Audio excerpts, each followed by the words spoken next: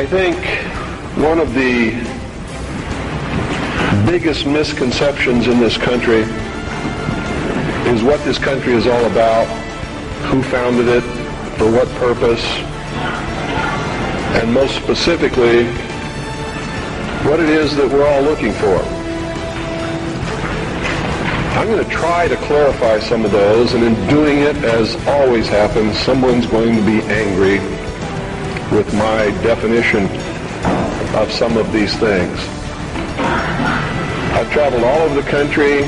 I've talked to probably hundreds of thousands of people individually over a lot of years.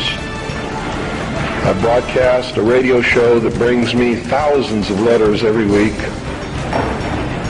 I administer the world's largest and most successful civilian intelligence gathering operation in the world, which makes me privy to an awful lot of information that none of you will ever see. And there's so much of it, I can never present it in a form that you would be able to look at it and digest it. So that puts a pretty big burden on me and the people who work with me in the intelligence service and in the CAGI News Service in order to digest this information, analyze it, and be able to present to you what we believe, and this is a subjective judgment, what you can digest and what you need to know at that particular time. And in doing this, digesting all this information, reading all of these letters from people of every kind of background that you can imagine, every race, every religion, every kind of agenda. And believe me, there's an awful lot of agendas going on in this country that are dangerous to Americans. Being promoted by people who claim to be Americans, who claim to be patriots, and who claim to be doing the best for this country, including those who want to destroy it and bring about a one-world totalitarian socialist government. They sincerely believe in their heart they're doing the right thing for humankind. You see, nobody gets up in the morning and sets out to do evil. Nobody consciously does that.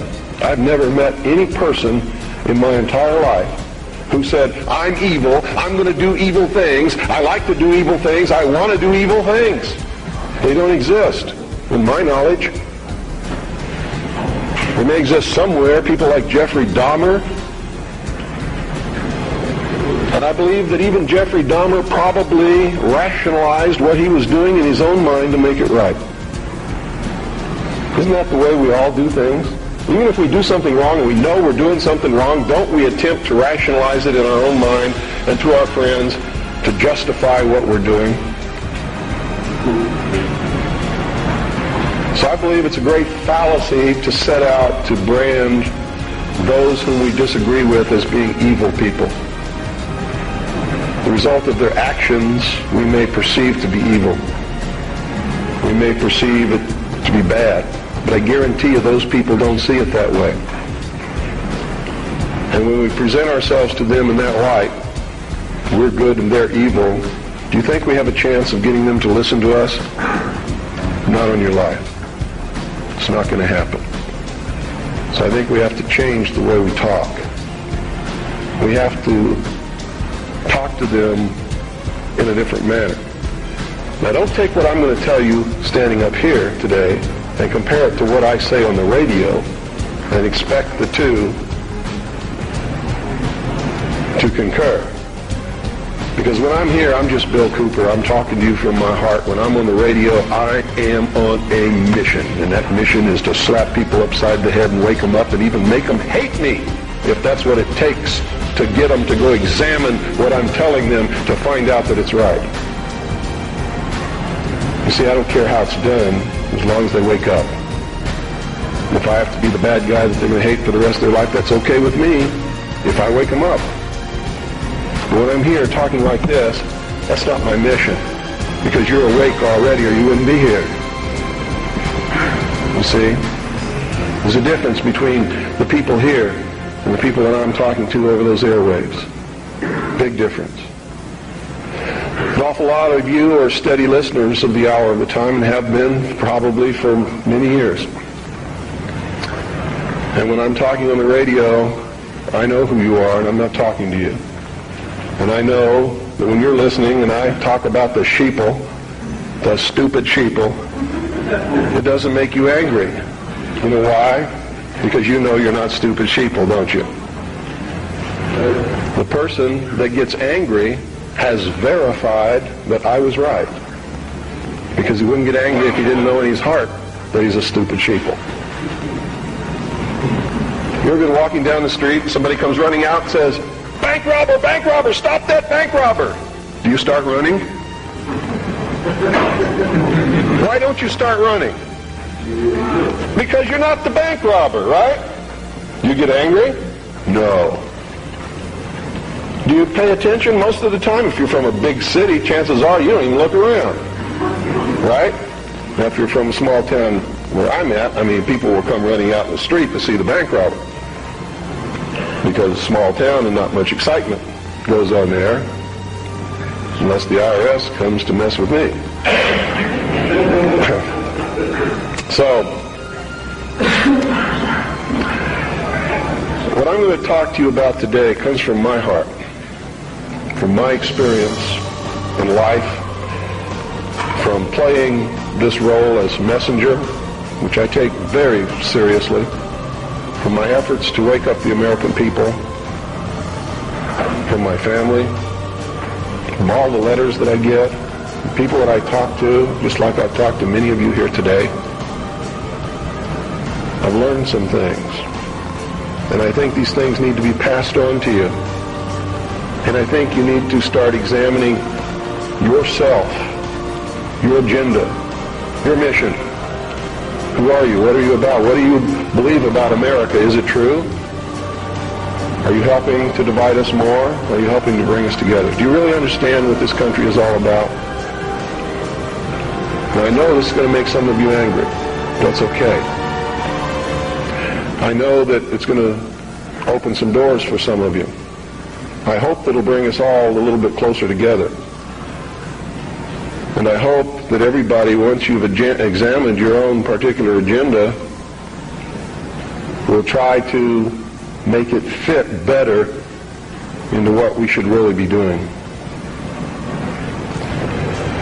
And I'm going to start off way back in history, folks, because that's really where it began. The human race is young in the whole scope of the life of the earth. We're just a young species, really. Haven't been around for a long time compared to everything else that's in this world. And I'm not talking about biblical years, and I'm not talking about theory of evolution years. I'm talking about from the time when you can see that man emerged on the historical scale of this world and began other species and the world that we live in, and himself, by perfecting the ability to think.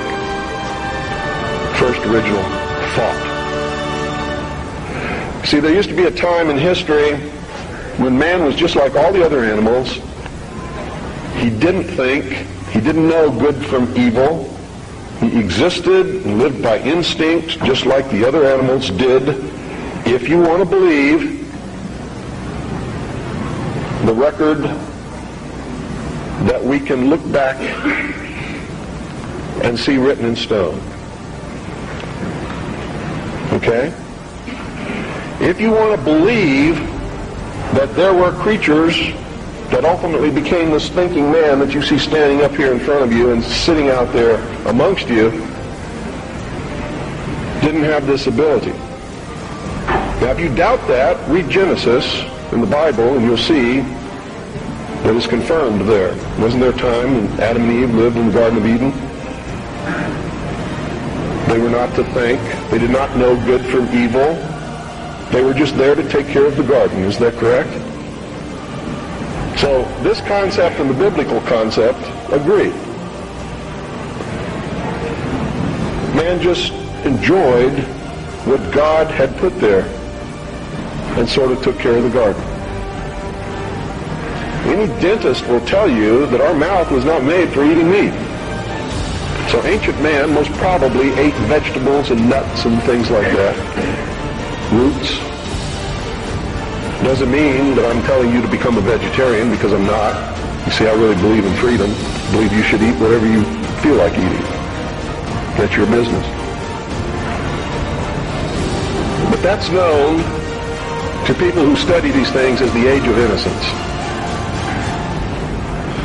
Something happened that brought man out of that state, and if you're talking from a biblical reference, out of the Garden of Eden and into the world.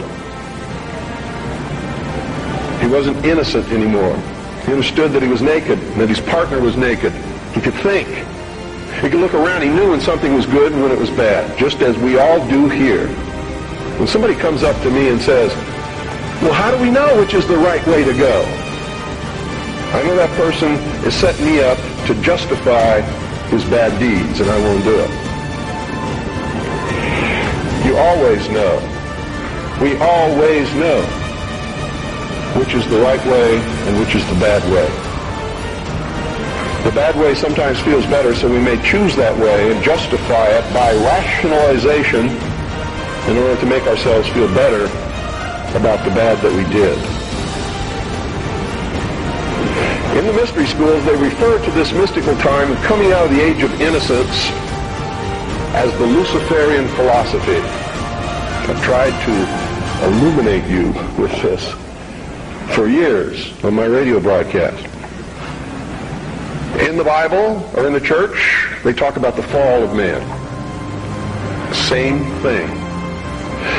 There's only one difference between the Luciferian philosophy and the fall of man, is that those who talk about the fall of man believe in God.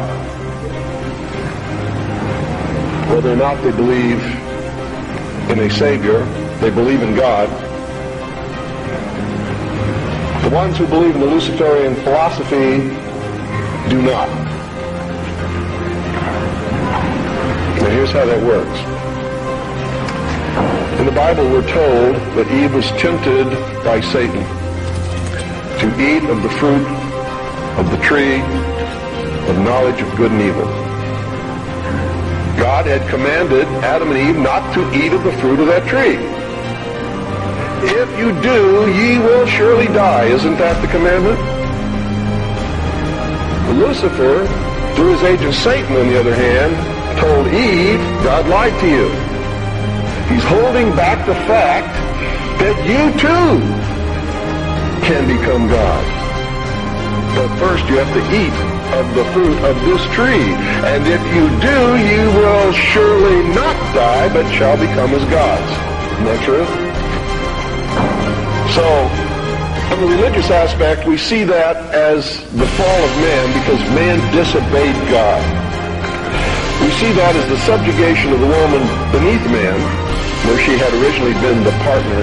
Now she is subjugated beneath man because she was the agent of man's downfall. Is that correct? Now, I'm not talking right or wrong. I'm not trying to insult anybody in here. I'm just telling you what we're taught so that we all understand what we're talking about, because that's most important. If you understand something differently than what I'm trying to impart to you up here, and we don't have the same definition, we're not going to understand each other, are we?